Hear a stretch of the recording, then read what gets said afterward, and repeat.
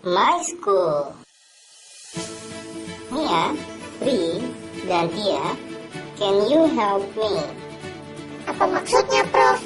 Can you help me? Itu artinya boleh minta tolong.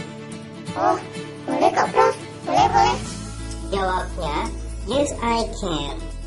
Okay, please bring the notebooks and the eraser to my class. Maksudnya apa, Prof? Iya, coba perhatikan berikut ini.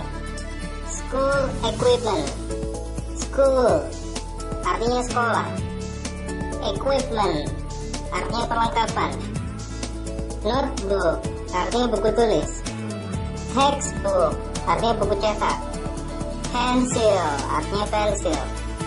Pen, pulpen. Eraser, penghapus.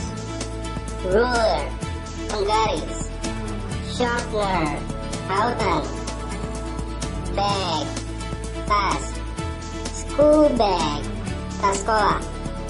Lunchbox, kotak bekal. Uniform, seragam. School uniform, seragam sekolah. Hat, topi. Tie, dasi. Shoes, sepatu. Socks, kaos kaki. Oh, oke. Ngerti, Prof?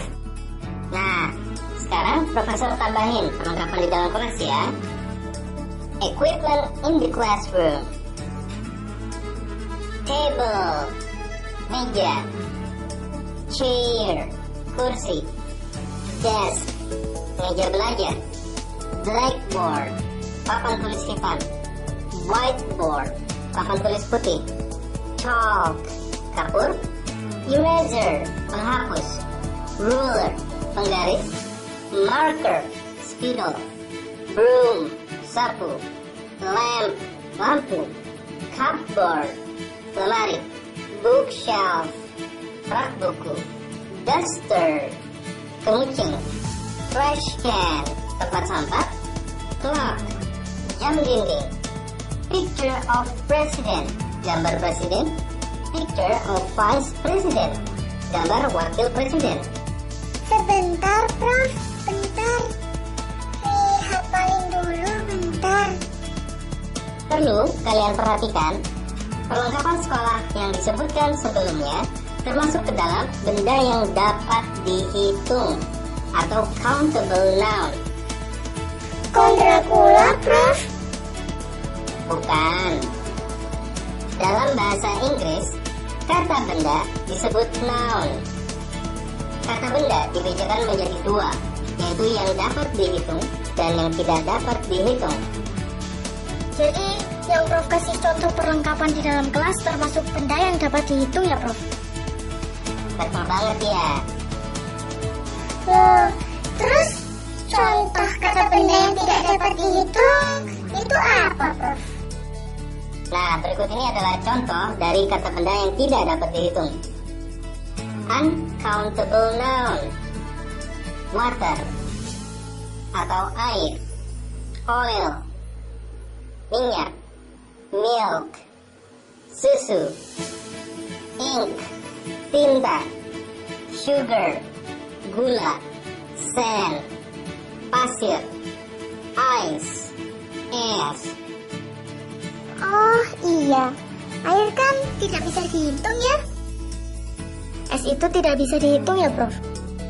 Kalau es atau ice itu tidak dapat dihitung dia. Tetapi kalau es balok atau ice cube itu dapat dihitung. Saya bingung. Kenapa kata benda atau noun dalam bahasa Inggris dibedakan menjadi yang dapat dihitung dan tidak dapat dihitung sih, Prof? Nah, penting bagi kalian untuk bisa membedakan countable noun atau kata benda yang dapat dihitung dan uncountable noun atau kata benda yang tidak dapat dihitung ketika menggunakan kata benda dalam kalimat. Ketika kita memasukkan kata benda dalam kalimat, Prof. Betul, coba perhatikan berikut ini. What is this? Apakah ini? What is that? Apakah itu? Nah, kalau profesor tanya seperti itu, kalian jawabnya seperti ini. This is a book. Ini adalah sebuah buku. This is an eraser. Ini adalah sebuah penghapus. Loh, kok yang satu a book, yang kedua an eraser sih, Prof? Benar. Dalam bahasa Inggris, penyebutan kata sebuah itu adalah a atau an. Dan dalam hal ini hanya berlaku untuk countable noun atau kata benda yang dapat dihitung. Oh, Mia jadi ngerti. Kalau kata benda yang tidak dapat dihitung, Prof, apakah menggunakan atau in juga? Tidak, Mia. Untuk kata benda yang tidak dapat dihitung atau uncountable noun, kita cukup mengucapkan ice, water, sugar tanpa penambahan atau n. Wah, ngerti, Prof. Tapi, Prof, untuk kata benda yang bisa dihitung, kapan kita menggunakan dan kapan kita menggunakan n, Prof? Gampang kok. Pertama, kalian sebaiknya tahu penggunaan kata sebuah itu hanya digunakan untuk kata benda. Dan coba kalian perhatikan apakah kata benda tersebut diawali oleh huruf konsonan, huruf mati, atau huruf vokal, huruf hidup. Apabila kata benda diawali oleh huruf mati atau huruf konsonan, maka kita akan menggunakan untuk sebuah. Apabila kata benda diawali oleh huruf hidup atau huruf vokal, kita akan menggunakan en. Coba perhatikan contoh berikut ini. Ingat lo ya, penggunaan dan en digunakan untuk kata benda, atau dalam bahasa Inggrisnya disebut noun. Kata benda adalah kata yang menunjuk kepada sebuah benda tertentu. Wah, ngerti, Prof, ngerti. Yuk kita main tebak-tebakan. Oke, sekarang kalau kalian sudah mengerti, Profesor kasih tebak-tebakan ya. Oh iya, Prof, mau nanya. Tadi Prof bilang kok ada tunggal. Itu maksudnya apa, Prof? Nah, itu maksudnya untuk tunggal, benda yang akan Profesor tunjuk itu jumlahnya hanya satu buah. Karena kalau jumlahnya lebih dari satu buah disebut jamak atau banyak. Jamak itu 2, 3, 4, dan seterusnya ya, Prof. Kalau tunggal itu satu buah. Betul. Nah, apakah ini dan apakah itu dalam bahasa Inggris bunyinya berbeda untuk kata benda yang tunggal dan yang jamak. Coba perhatikan berikutnya nih.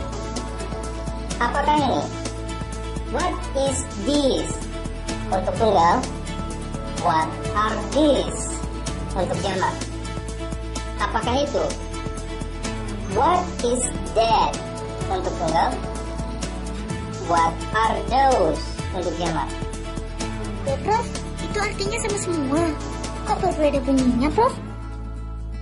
Nah, Mia, Tia, dan Ri sebaiknya tahu dalam bahasa Inggris menyebutkan benda dibedakan berdasarkan jumlahnya. Apakah benda itu hanya sebuah atau ada banyak benda? Kalau benda itu hanya satu buah, kita menggunakan atau n. Tapi kalau benda itu ada banyak, kita tidak perlu menggunakan atau n. Cukup menambahkan akhir kata tersebut dengan huruf s atau es. Untuk kata benda tunggal, a book, sebuah buku. Jamak, books atau buku-buku. An apple, artinya sebuah apel. Apples, artinya banyak apel. A wolf, artinya seekor serigala. Wolves, artinya banyak serigala. An umbrella, artinya sebuah payung. Umbrellas, artinya banyak payung. A cow, artinya seekor sapi. Cows, artinya banyak sapi. An eagle, artinya seekor elang. Eagles, artinya banyak elang. Oh, jelas, Prof.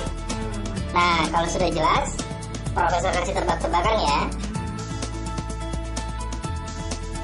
Nah, kalau dijadikan sebuah kalimat, kata benda yang jumlahnya sebuah dan yang banyak itu berbeda. Kata benda yang sebuah akan menggunakan is, sementara kata benda yang banyak akan menggunakan are. Coba perhatikan contoh berikut ini. Contoh kalimat tunggal, this is a book. Ini sebuah buku. Untuk jamaknya, these are books. Ini banyak buku. That is an apple. Itu sebuah apel. Those are apples. Itu banyak apel. This is a wolf. Ini seekor serigala. These are wolves. Ini banyak serigala. That is an umbrella. Itu sebuah payung. Those are umbrellas. Itu banyak payung. This is a cow. Ini seekor sapi. These are cows. Ini banyak sapi. That is an eagle. Itu seekor elang. Those are eagles. Itu banyak elang. Ngerti kan, Prof? Nah, sekarang Profesor kasih tebak-tebakan ya.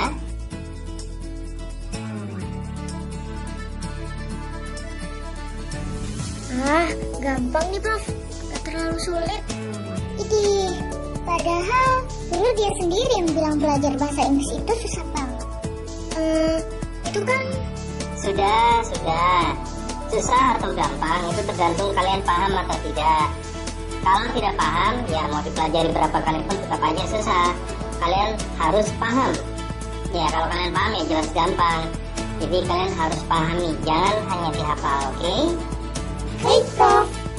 Nah, kalau kalian sudah mengerti, Profesor akan ajari cara membuat kalimat sederhana menggunakan kata-kata benda yang telah kalian dapatkan. Gimana itu, Prof? Sebenarnya membuat kalimat itu gampang kok.